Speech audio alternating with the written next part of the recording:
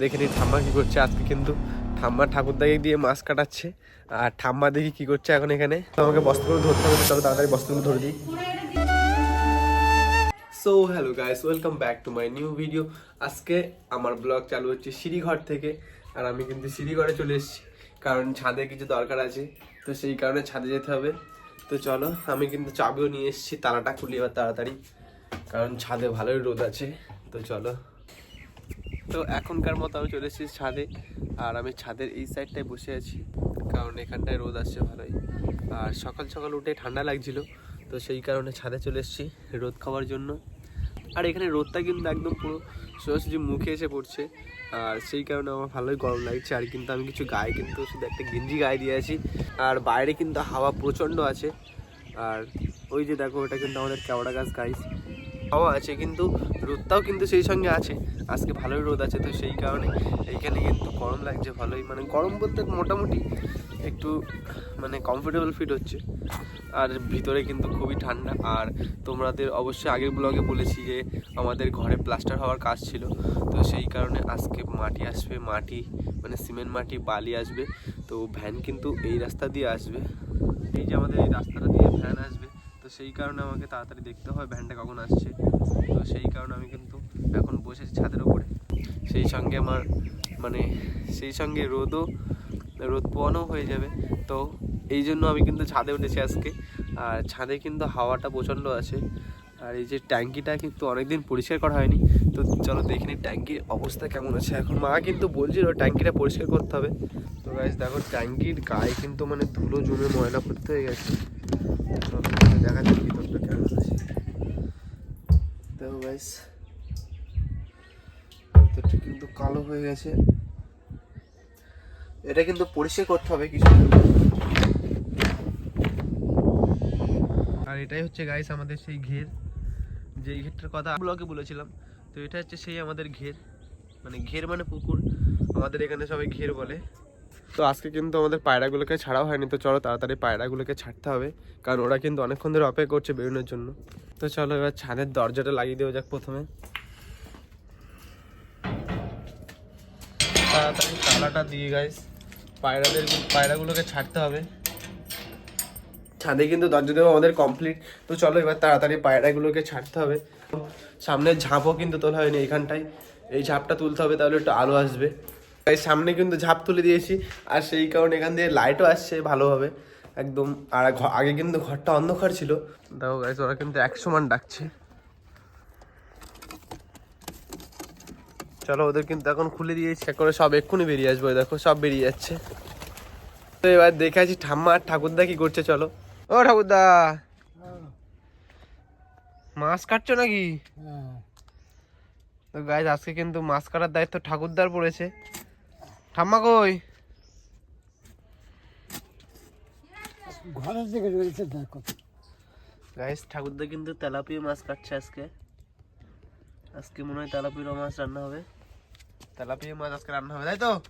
হ্যাঁ। দেখে নি ঠাম্মা কি করছে আজকে, কিন্তু ঠাম্মা ঠাকুরদাকে দিয়ে মাছ কাটাচ্ছে। আর ঠাম্মা দেখি কি করছে এখন এখানে। ঠাম্মা কিন্তু এখানে বসে চাল বাজছে। তুমি ঠাকুরদাকে দিয়ে মাছ কাটাচ্ছ? হ্যাঁ। আর তুমি চাল বাজছো এখানে বসে বসে? করে দাও, সবাইকে হাই করে দাও।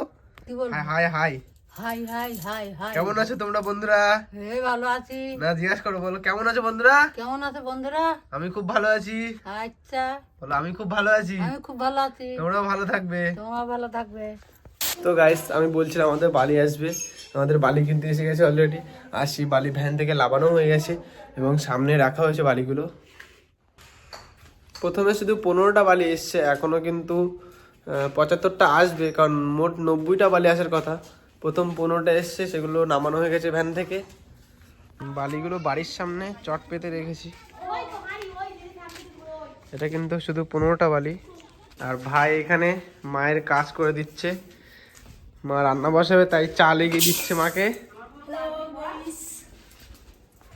আর মা এখানে বাজার থেকে মাছ নিয়ে এসেছিল, আমাদি মাছ, তাই এখানে বসে বসে কাটছে বটি দিয়ে।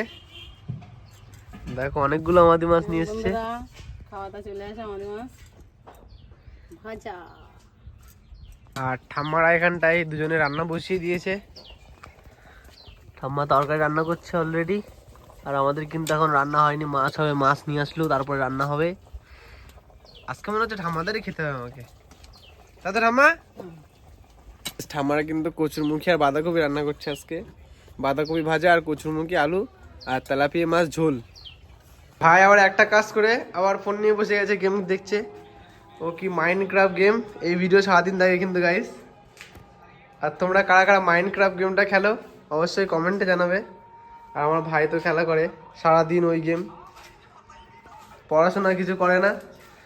তো এখান থেকে এখন ভাইকে তুলে দিয়ে আমি বসেছিলাম, এবং তারপরে দেখি আমার পায়রাগুলো বারান্দায় চলে এসছে খাওয়ার জন্য। তিনটে পায়রা চলে এসছে বারান্দায় খাওয়ার জন্য। ওদের কিন্তু খেতে দিয়েছি গাইস একবার, তাও এসে এখানেই ডাকাডাকি করছিল খাবে বলে। ওই দেখো খোটাখুটি করছে এখানে খাওয়ার জন্য। এদেরকে যতই খেতে দিই না কেন এদের জন্য পেট ভরে না গাইস। তো সকালে কিন্তু একবার খেতে দিয়েছি, তারপরেও আবার খাওয়ার জন্য বারান্দায় উঠে এসছে। আমাদের কিন্তু আবার ভ্যান চলে এসছে বালি নিয়ে। এই যে রাস্তায় এই বালিগুলো কিন্তু আমাদের, এগুলো বাড়িতে রাখা হবে। এগুলো এখন সব এখানটায় ঢালবে, এখানটা ঢেলে 90 বস্তা বালি। এখনও কিন্তু ভ্যান দুবার আসবে। তো চলো তাড়াতাড়ি বস্তাগুলো ধরে দিই গাইস। এই ভ্যানটার সব বালি কিন্তু ওখানে ঢালবে। ওই কাকুটা আসলে ওই কাকুটা কিন্তু সব বালিগুলো করবে, আমার কাছে ধরে দিতে হবে বস্তাগুলো। তো এই ক্ষেপের বালিগুলো সব ঢালা হয়ে গেছে। মোট 2 ভ্যান বালি এসেছিলো, তাতে 2 ভ্যানই খালি হয়ে গেছে। ওটা আসবে। আর বাইরে কিন্তু জায়গা হয়নি, সেই কারণে ঘরের ভিতরে ফেলে দিয়েছে। 9টা এখানটায় ফেলেছি। আর হচ্ছে বাইরে রয়েছে, বাইরে তোমার বাইরে 61টি রয়েছে। আর এখনও 10টা আসবে। আর বাইরের এই জায়গাটা কিন্তু একদম বালিতে ভর্তি হয়ে গেছে, দেখো প্রচুর বালি, অনেক একদম ভর্তি হয়ে গেছে। সেই কারণে একবারে ঘরে ফেলে নিয়েছে এখানটায়। আপাতত এখন কোনো কাজ নেই, আবার 10টা আসবে, তখন সেই 10টা আমাকে আবার ধরতে হবে। আর আজকে আবার এই ঘরে জল দিতে হবে, কালকেও জল দিয়েছিলাম, আজকেও জল দিতে হবে। তো গাইস এখন আমি আবার চলে আসলাম ঘরে। আর আজকের এই ব্লগটা এই পর্যন্ত শেষ।